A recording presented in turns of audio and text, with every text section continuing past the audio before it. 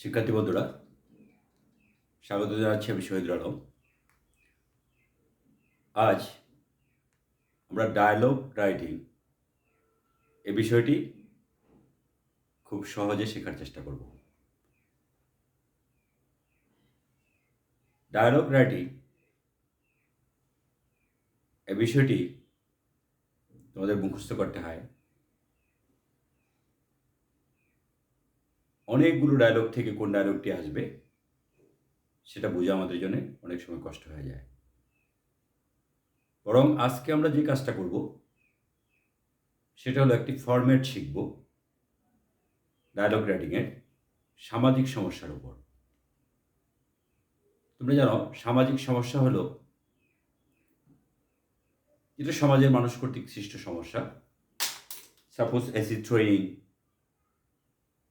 Eve teasing, dowry, corruption, এই যে বিষয়গুলো আছে, ক্যাম্পাস ভায়োলেন্স, এই বিষয়গুলো হলো সামাজিক সমস্যা। এই সামাজিক সমস্যার ডায়লগ লেখার জন্যে আমরা এই ফরম্যাটটি ইউজ করব।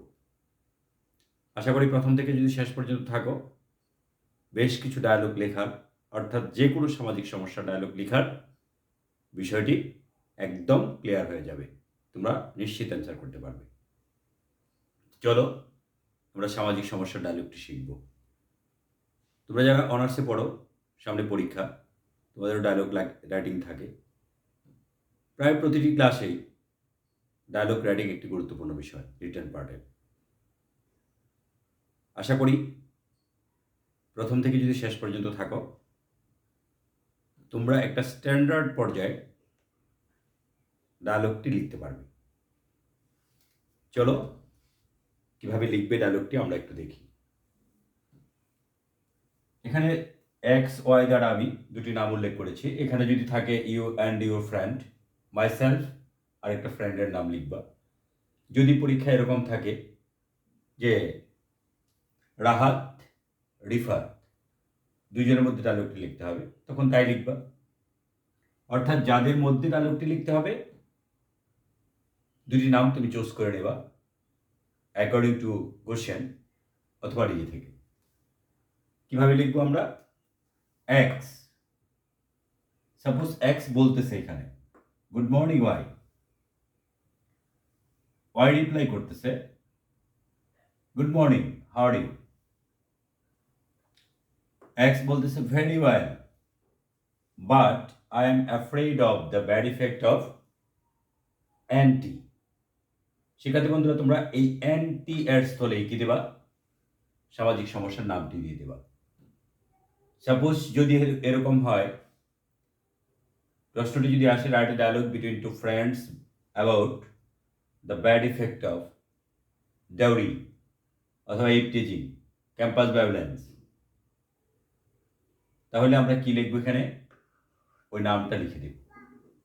আমি একটা নাম দিয়ে বলি, সাপোজ ইপটিজিং দিয়ে বললাম, তাহলে কি বলবো? Very well, but I am afraid of the bad effect of eve teasing. Then why, really it's very sad that there is not a single day you will find without the news of eve teasing. অর্থাৎ এখানে অ্যান্টির স্থলে ইপটিজিংটা দিব। You are right, X বলতেছি you are right, it also creates other problems, anti is must talk topic today. Anti means eve teasing, anti means acid throwing, anti means name of topic, অর্থাৎ বিষয়টির নাম। Why? Well said. It is a serious problem for which the whole nation is suffering. It is a serious problem for which the whole nation is suffering. পুরো জাতি ভুগছে। X, can you tell me the region of anti?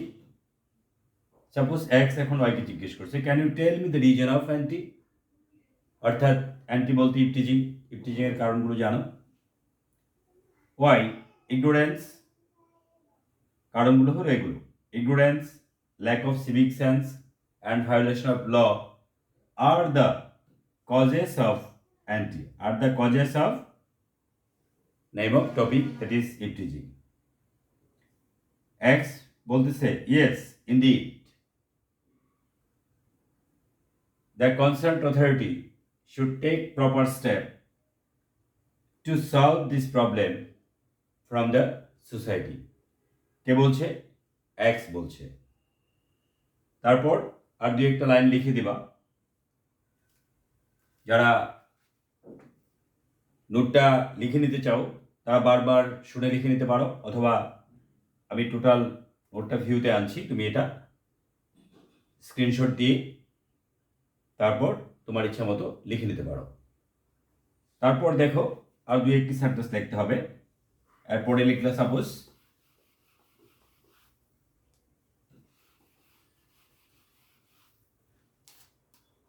X বললো, Y কি বলবে? Y suppose এরকম বললো, thank you for the important discussion about anti means name of topic, বিষয়টির নাম। তারপর এখন এক্স শেষ করবে, কিভাবে শেষ করবে? ইউ আর মোস্ট ওয়েলকাম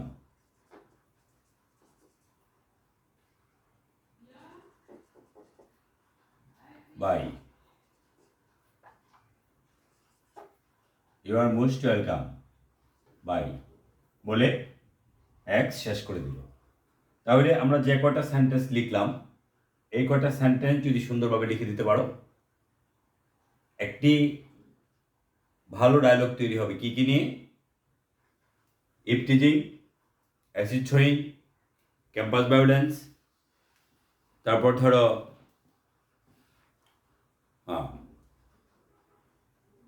যে কোনো সামাজিক সমস্যা নিয়ে আমরা ডায়লগটি লিখে ফেলতে পারবো।